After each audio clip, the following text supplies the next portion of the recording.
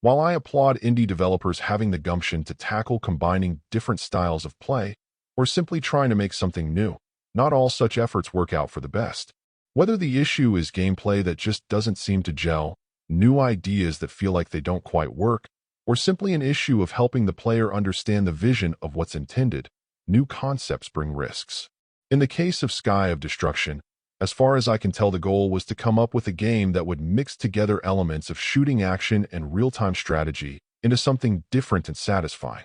Unfortunately, it only really succeeds in being a general mess. Conceptually, you'll be in charge of the aerial forces of whoever it is you're fighting for, and your job will be to protect your own key ships while trying to destroy those of your enemy. At first, you'll only have access to a limited number of ship types, but as you progress, you'll get the opportunity to unlock different ones that will have their own characteristics, as well as continue to use equipment you salvage or create to power up those that you already have. Once you go into battle, you'll need to somewhat find a balance between the need to deploy specific types of ships with a given task, whether to hunt for enemies, defend, or attack a specific area. You'll do this while also flying around yourself, evading fire, and doing some damage of your own with some twin-stick shooting. The problem is that while the summary above sounds like it could have potential on paper, in execution, it's really lacking in positives. Strategically, you're simply given too little opportunity to make meaningful decisions. And honestly, while flying around, it doesn't appear your units do all that hot a job of following your orders anyway. As a shooter, it's really a bit of a mess as well, considering there's just too much noise with ships for both sides flying around pretty erratically, and your effectiveness generally feeling weak at best.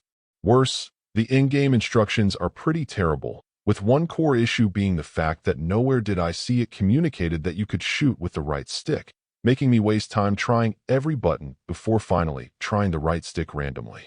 Continuing in that vein though, as you'd acquire equipment, blueprints, create consumable weapons and more, the text telling you what to do and conveying the rules for how everything works are next to no help at all.